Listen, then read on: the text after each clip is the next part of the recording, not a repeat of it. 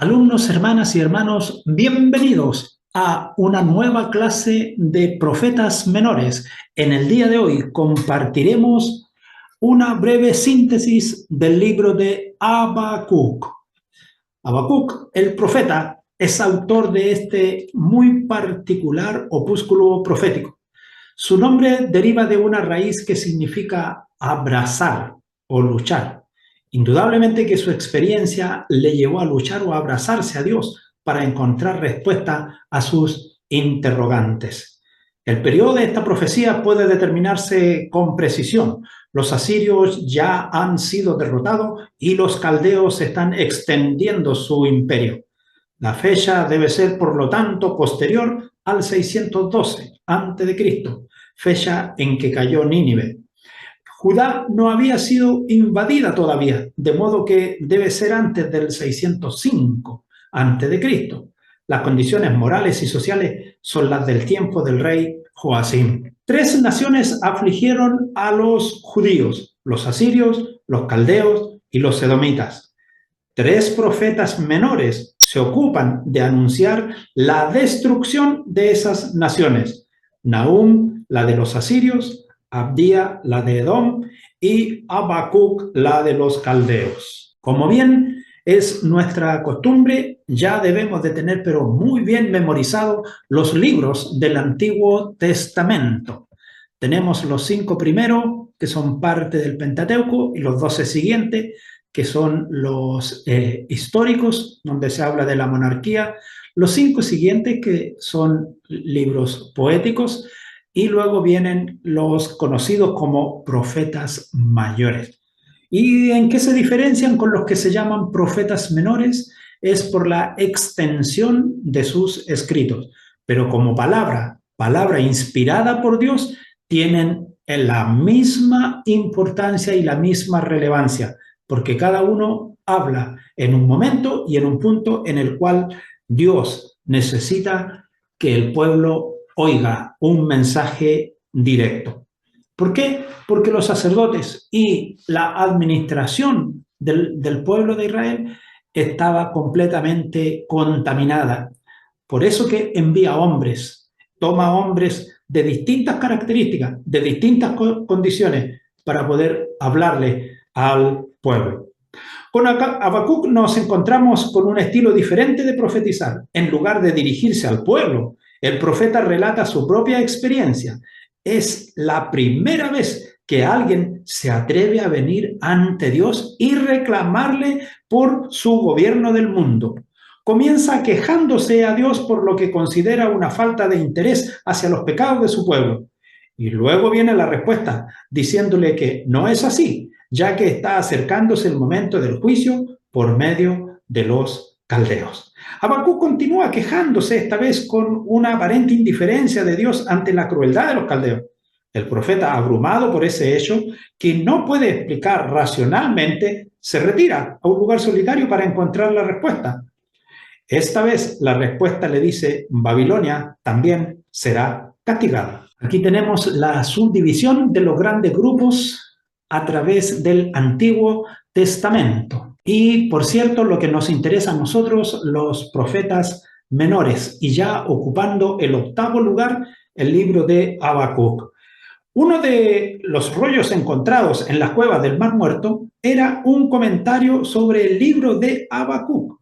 Parece que fue estudiado ávidamente por la comunidad religiosa de los esenios. Estamos hablando de siglos antes de nuestro Señor Jesucristo, quienes aplicaron el mensaje del libro a su propia situación. El apóstol Pablo encontró en Habacuc una idea sólida en donde edificar la doctrina de la justificación, es decir, la relación que tiene Habacuc 2:4 con Romanos 1:17. En esta panorámica podemos ver qué es lo que está sucediendo en el mundo y dónde se está moviendo específicamente Habacuc para entregar su profecía. Por la parte inferior tenemos los años del 710 al 560, y luego tenemos Habacuc y los profetas de su época. Habacuc comparte su profecía con Jeremías. Con Jeremías es lo que alcanzamos a ver en este párrafo. Y también con los reyes de Judá de aquella época, que eran Josías, Joacim tal vez, y por cierto, con los reyes de Babilonia, que ya estaban entrando fuertemente, Nabopolassar, y que luego después lo reemplaza Nabucodonosor cuando muere Nabopolassar. Y los reyes de Asiria también se ven presentes, pero pronto vendrá la caída de Nínive, que fue en el año 612, cuando ya el rey Nabucodonosor venía marchando desde la Mesopotamia y llegó arriba por Asiria y conquistó el imperio asirio y luego bajó hasta llegar en el 605 a las puertas de la ciudad de Jerusalén. Y en ese tiempo, un poco antes, está hablando Habacuc. El nombre del libro en hebreo es Shabakuk, que significa el que abraza. Ahora, de acuerdo a la versión de los 70, es como Habakoum, palabra que significa abrazar o sostener. En el nombre castellano Habacuc significa abrazar. Otra característica del Dios eterno mostrada a través de este profeta. Algunos dicen al que Dios abraza o el que abraza a Dios. Como quiera que sea la condición, lo que vemos es que es Dios quien está extendiendo su amor y su misericordia. De la vida de Habacuc no sabemos casi nada. Del versículo 1.1 y del 3.1 se saca la conclusión que era profeta. Su nombre no aparece otra vez en el Antiguo Testamento. Vivió junto a Jeremías en una época de decadencia de la nación. Advirtió al pueblo en contra de sus pecados y anunció que vendría sobre ellos el juicio. Y Dios usaría a los caldeos para disciplinarlos. La fecha de Habacuc vivió durante el reinado de Josías y Joacim, entre los años 630 al año 600 antes de Jesucristo. El estilo, los primeros 2 capítulos son prosa y el último es poesía, un salmo de exaltación al Señor. El último capítulo verdaderamente es una salmodia porque es un canto, es una alabanza. El propósito, el libro empieza con una queja. ¿Alguna vez has mirado este mundo con su injusticia y violencia y te has preguntado por qué Dios no hace algo? Eso mismo era lo que se estaba preguntando Habacuc.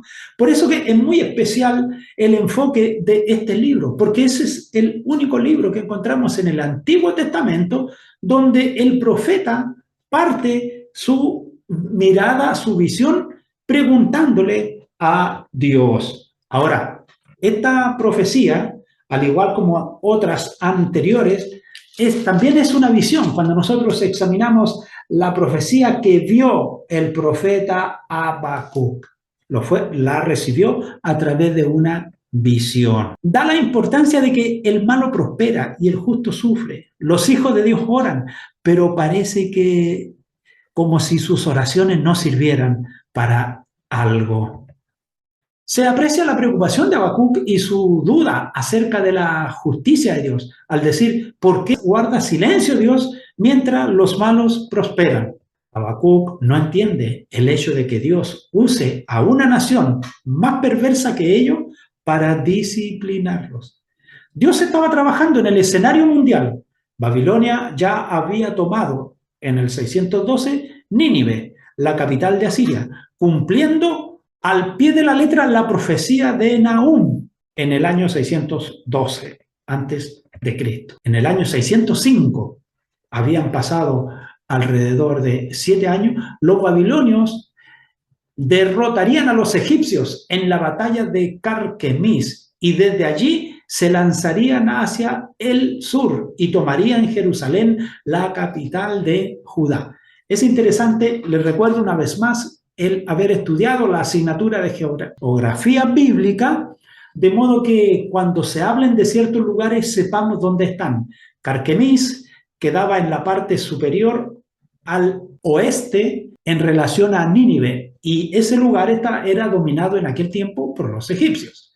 Una vez que son derrotados allí, los egipcios se retiran hacia sus territorios y entonces es el tiempo en que Nabucodonosor toma Jerusalén, la capital de Judá. Sus palabras son en muchos aspectos diferentes a las de sus profetas predecesores. Los demás profetas se habían dirigido a Israel en nombre de Dios, pero Habacuc se dirige a Dios en nombre de Israel. El problema de los primeros era el pecado del pueblo. El problema de Habacuc, lo que él mira, dice, ¿por qué Dios no actúa? El libro presenta el cuadro de un hombre que está perplejo por la forma en que se desarrollaban los acontecimientos en su nación, en relación con Dios y con el mundo en general. Al tema de este libro podría calificarse como el triunfo de la fe sobre la duda, y ese es el mejor título, que así lo describe, o llamarse La fe del hombre que duda. Ahora nosotros tenemos que pensar, no hemos mirado nosotros muchas veces también de igual manera como lo hizo Habacuc, toda esta situación que vive el mundo, que viven las naciones. Habacuc quería saber qué es lo que Dios hacía y por qué. Parecía haber demasiada maldad y a Dios parece que no le importaba.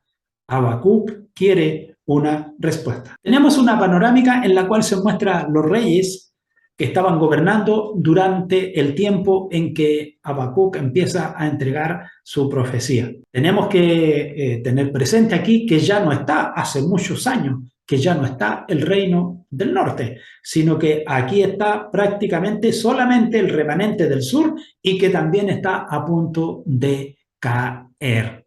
Ahí tenemos entonces al rey Josías, Joacás, Joacim, en el 612 la caída de Nínive, y luego en el 586 la caída de Jerusalén. Y ciertamente que en el año 605 ya llega Nabucodonosor a las puertas de Jerusalén. Otra panorámica que tenemos nos muestra la coincidencia de Habacuc con otros profetas de su tiempo. Y esto está descrito entre el año 650 y el año 530. Y allí se encuentra Habacuc contemporáneo de Sofonía, Nahum y Jeremías. Veremos las divisiones del libro. En esta oportunidad tenemos la descripción de 3 divisiones. 1, el capítulo 1, la queja de Habacuc. 2, la respuesta de Dios. Y 3, confianza y seguridad. Habacuc es un libro pequeño de 2 páginas y media, tiene 3 capítulos y 56 versos. Vamos entonces con la primera sección. Una descripción. El capítulo 1, la queja de Habacuc. Y del versículo 1 al 4, la primera queja. Luego tenemos del versículo 5 al 11, Dios responde. Del versículo 12 al 17, la segunda queja. Al iniciar el capítulo 2, la respuesta de Dios. El versículo 1, la firmeza de Habacuc. Y del versículo 2 al 20, razones de Dios. Y el capítulo 3, un salmo de confianza y seguridad. La parte 1, entonces, la queja de Habacuc. Habacuc miraba al mundo de su día y veía violencia e injusticia. ¿Y qué es lo que dice ahí? La profecía que vio el profeta Habacuc. ¿Hasta cuándo, oh Jehová, clamaré y no oirás, y daré voces a ti a causa de la violencia y no salvarás? La ley no se cumplía, no se protegía a los inocentes que se sentenciaban como culpables. Abogados egoístas y oficiales crueles manipulaban las cortes. La nación sufría por la iniquidad y la amenaza babilónica que barría por doquier. Sin embargo, parecía que a Dios no le importaba. Cuando nosotros leímos del versículo 5 al 11, la respuesta de Dios: mirad entre las naciones y ved y asombraos, porque haré una obra en vuestros días que aun cuando se os contare, no la creeréis. Porque he aquí, yo levanto a los caldeos, nación cruel y presurosa, que camina por la anchura de la tierra para poseer las moradas ajenas. Formidable es y terrible de ella misma procede su justicia y su dignidad. Sus caballos serán más ligeros que leopardos y más feroces que lobos nocturnos, y sus jinetes se multiplicarán. Vendrán de lejos sus jinetes y volarán como águilas que se apresuran a devorar. Llegué hasta el versículo 9. Dios le responde y le dice, estoy realizando una obra que te asombrará.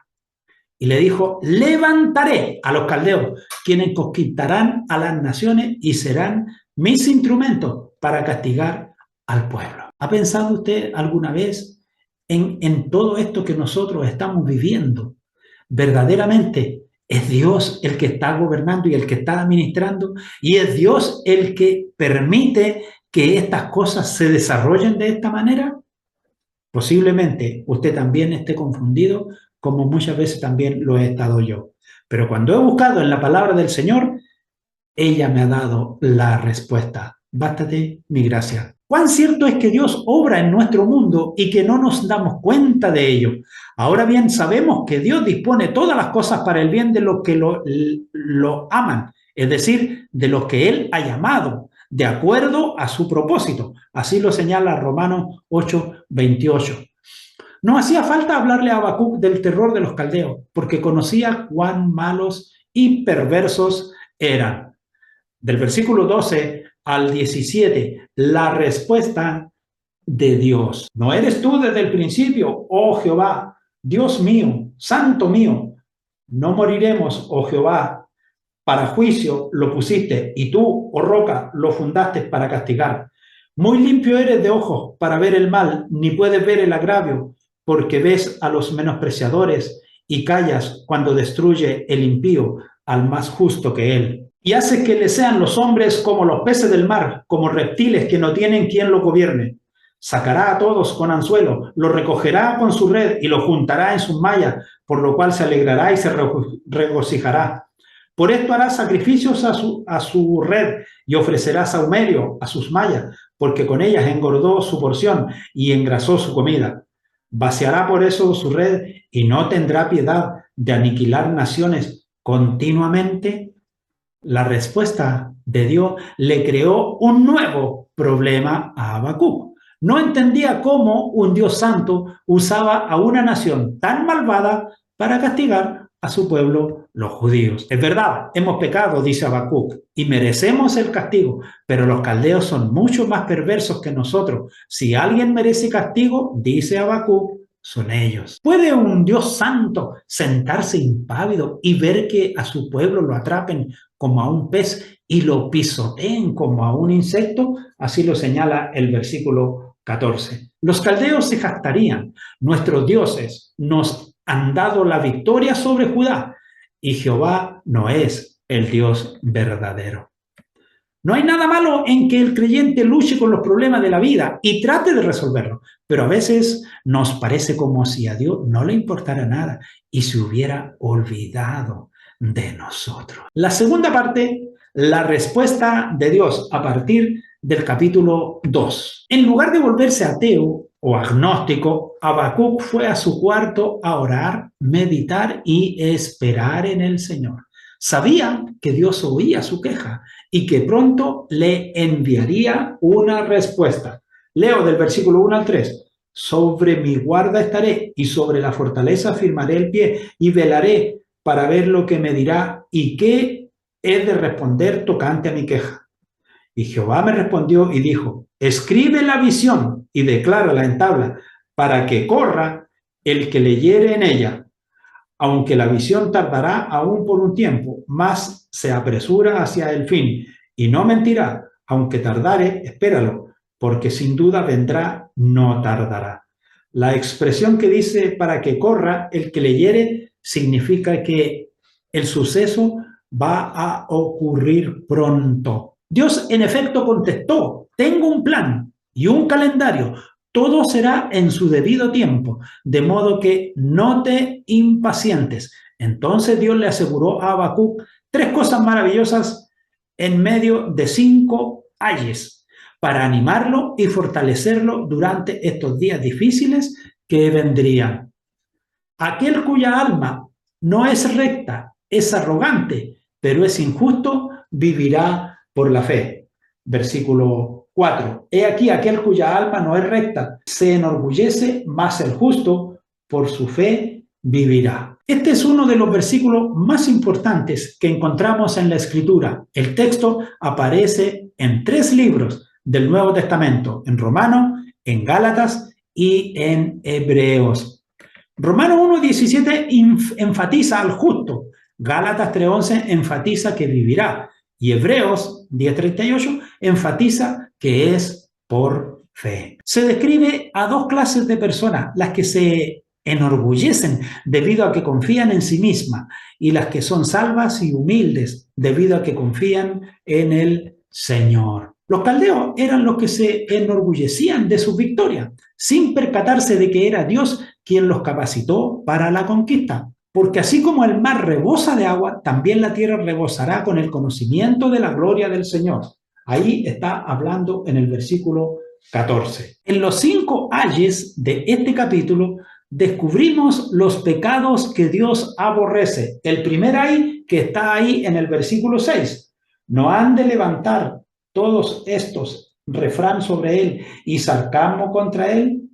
Dirán, ay del que multiplicó lo que no era suyo, ¿hasta cuándo había de acumular sobre sí prenda tras prenda? Luego viene el pecado del homicidio en el versículo 12. Ay del que edifica la ciudad con sangre y del que funda una ciudad con iniquidad. Luego viene la embriaguez o la borrachera, el 15 y 16. Ay del que da de beber a su prójimo. Y ay de ti que te acercas a tu hiel y te embriagas para mirar su desnudez. Te has llenado de deshonra más que de honra. Bebe tú también y serás descubierto. El cáliz de la mano derecha de Jehová vendrá hasta ti y vómito de afrenta sobre tu gloria. Y en el versículo 19, la idolatría. Ay del que dice al palo, despiértate, y a la piedra muda, levántate. ¿Podrá él enseñar? He aquí está cubierto de oro y plata, y no hay espíritu dentro de él. Son los mismos pecados que contaminan a la sociedad de hoy. La avaricia, el homicidio, el embriaguez, la idolatría. Bien dice la Escritura que no hay nada nuevo bajo el sol. La promesa sigue en pie. La gloria de Dios un día llenará la tierra porque Jesucristo volverá y derrotará todo pecado y establecerá su reino milenial. Pero el Señor está en su santo templo, que calle delante de él toda la tierra. Mas Jehová está en su santo templo, calle delante de él toda la tierra. Dios sigue en su trono y no tenemos necesidad de quejarnos ni de dudar, porque Él reina e interviene en los asuntos de las naciones. Habacuc descubrió que a Dios le importaban mucho los problemas de la vida y que obraba según su plan y a tiempo. Es por ello que el justo vive por la fe, porque vivimos por la fe, no por vista, 2 Corintios 5:7. Por eso no nos fijamos en las cosas que se ven, sino en las que no se ven, porque las cosas que se ven son temporales, pero las que no se ven son eternas. 2 Corintios 4:18. Si miramos a las circunstancias, no desanimamos y desearemos darnos por vencidos. Pero si miramos a Dios por fe y hacia adelante a la gloriosa venida de Cristo, nos animaremos y seremos capaces de avanzar en victoria. La tercera sección, confianza y seguridad. Y esto está desde el capítulo 3 y final en adelante, versículos 1 y 2. Oración del profeta Habacuc sobre Siginot. Oh Jehová, he oído tu palabra y temí. Oh Jehová, aviva tu obra en medio de los tiempos y en medio de los tiempos hazla conocer. En la ira, acuérdate de la misericordia. Es importante resaltar que dice oración del profeta Habacuc sobre Siginot. ¿Por qué razón? Porque Siginot era un instrumento o una nota con la cual se entonaban cánticos. Por lo tanto, claramente el capítulo 3 es un cántico hebreo, es un salmo hebreo. Después de oír la advertencia, el profeta concluye con una oración y evoca las manifestaciones del poder de Dios. Ora por la liberación del pueblo de Dios y expresa una firme confianza en el Dios inmutable. Esta oda fue escrita para la adoración pública, como se ve por la inscripción Sigionot, expresión que indica el estilo musical en que está compuesto el salmo. y por la notación musical Sela, en los versículos 3, 9 y 13. Sela es un espacio en el cual se daba como un silencio en el canto, se mantenían los instrumentos y las personas pensaban en ese momento. El profeta parece estar parado entre los tiempos, mira hacia atrás al Éxodo y adelanta al día del Señor. Sin embargo, ni la intervención pasada ni la acción futura alivian su problema. Anhela ver una demostración del poder de Dios en las circunstancias que él atraviesa. Y del versículo 3 al 16, el Salmo nos lleva a través de la obra portentosa de Dios, a medida que recrea el Éxodo. Se sucederán episodio tras episodio. El viaje desde el Sinaí, las plagas, la marcha en el desierto, el cruce del mar y del Jordán, el extenso día de Josué, etc. Podemos leer algunos párrafos. Dios vendrá de Temán y el santo desde el monte de Parán. Sela, dice ahí. Su gloria cubrió los cielos y la tierra se llenó de su alabanza. Y el resplandor fue como la luz. Rayos brillantes salían de su mano y allí estaba escondido su poder. Delante de su rostro iba mortandad y a sus pies salían carbones encendidos. Se levantó y midió la tierra. Miró e hizo temblar la gente, los montes antiguos fueron desmenuzados, los collados antiguos se humillaron, sus caminos son eternos. He visto las tiendas de Cusán en aflicción, las tiendas de la tierra de Madián temblaron. ¿Te airaste, oh Jehová, contra los ríos? ¿Contra los ríos te airaste? ¿Fue tu ira contra el mar cuando montaste en tus caballos y en tu carro de victoria? Se descubrió eternamente tu arco, los juramentos a las tribus fueron palabras seguras. Sela. Hendiste la tierra con ríos, te vieron y tuvieron temor los montes. Pasó la inundación de las aguas, el abismo dio su voz, a lo alto alzó su mano. El sol y la luna se pararon en su lugar y a la luz de tus saetas anduvieron y al resplandor de tu fulgente lanza.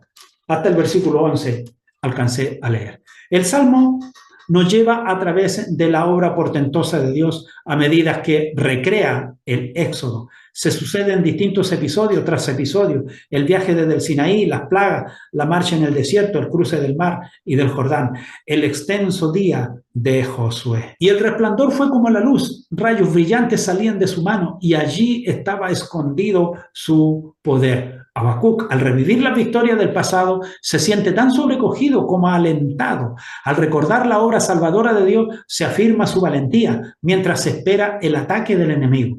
La invasión podría ser devastadora, pero la fe de Habacuc permanece intacta. Recuerden que la invasión de los babilonios era inminente. Habacuc, al igual que Pablo, aprendió a confiar en el Señor ante cualquier situación, porque había contemplado al Dios viviente. No lo digo porque tenga escasez, pues he aprendido a contentarme cualquiera que sea mi situación. Todo lo puedo en Cristo que me fortalece, dice en Filipenses 4, 11 y 13. Habacuc sabía que Dios obró en el pasado y podía confiar en que Él obraría en el presente y en el futuro. Las montañas temblaron ante el Señor y lo mismo ocurriría con los caldeos. Del versículo 17 al 19 son una de las más grandes confesiones de fe que encontramos en la palabra del Señor. Dice: aunque la higuera no florezca, ni en las vides haya fruto, aunque falte el producto del olivo y los labrados no den mantenimiento, y las ovejas sean quitadas de la majada, y no haya vacas en los corrales, con todo yo me alegraré en Jehová y me gozaré en el Dios de mi salvación. Jehová, el Señor, es mi fortaleza, el cual hace mis pies como de ciervas, y en mis alturas me hace andar. Sea lo que sea que podamos estar enfrentando, incluso la ruina económica, nuestra confianza descansa en el Señor. El Señor es mi fortaleza, el cual hace mis pies como de ciervas y en mis alturas me hace andar.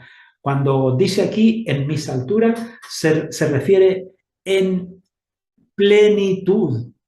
En plenitud me hace andar, en gozo, en contentamiento. No tengo temor ni hay incertidumbre de lo que venga. Jesús, como el gran macho de la manada, cuidará de todo su rebaño. Él también cuidará de ti. Tan solo pon tus pies en sus huellas y estarás seguro. La conclusión nos dice, Habacuc miraba a través de la tiniebla y se maravilló del programa de Dios, pero en Cristo nosotros conocemos los planes de Dios para esta era. El pueblo de Dios confronta preguntas difíciles. ¿Por qué las cosas son como son? ¿Dónde se encuentra Dios cuando el mundo lo ignora a Él y a su principio? Cuando Dios actúa, ¿por qué hace Él lo que hace? Habacuc lucha con estas y otras preguntas en su penetrante profecía. Tenemos la palabra profética más segura, a la cual hacemos bien en no solo oírla, sino también en escudriñarla. Habacuc en aquel tiempo no la tenía. Tenemos la vida, la muerte, resurrección y ascensión de nuestro Señor Jesucristo, así como la promesa de su venida. Si alguien debe andar por fe y regocijarse en el Señor, es la iglesia cristiana de hoy. Habacuc deseaba vivir por vista, pero Dios le da una revelación mucho más alta, un extraordinario mensaje, mas el justo por su fe vivirá. La instrucción de Dios continúa explicándole el cómo usará las circunstancias internacionales para tratar la condición pecaminosa de Judá en una serie de 5 ayes que lo hemos visto y que afectarán a Babilonia y también a Judá. Dios pronuncia ayes contra los que a la fuerza toman lo que no es suyo, contra los que buscan la seguridad solo en defensa física y los que practican la tiranía y la opresión. Junto con esta desgracia viene la consoladora promesa de que cuando Cristo regrese, pues la tierra se llenará del conocimiento de la gloria del Señor, como las aguas cubren el mar. A menudo dudamos, nos quejamos e incluso criticamos a Dios por lo que hace. Aprende a esperar en Él, como lo hizo Habacuc. Habacuc nos enseña a cómo lidiar con los problemas de la vida. Debemos admitirlo con sinceridad. Debemos hablarle a Dios al respecto, no quedarnos en silencio. Debemos esperar en silencio delante de Él, en oración y meditación en la palabra. Cuando te hable, escúchalo, pero obedécelo. Nunca huya de las dificultades, pues Dios quiere usarlas para fortalecer tu fe. Dios había usado sus preguntas como un vehículo para lograr que Habacuc se le acercara más y más. El apóstol Pablo cita a Habacuc 2.4 en 2 diferentes ocasiones, en Romanos 1.7, en Gálatas 3.11, para reiterar la doctrina de la justificación por la fe. La fe que es el don de Dios y disponible a través de Jesucristo es al mismo tiempo una fe que salva. Efesios 2, 8 al 9, y una fe que sostiene durante toda la vida. Obtenemos la vida eterna por medio de la fe y vivimos la vida cristiana por la misma fe.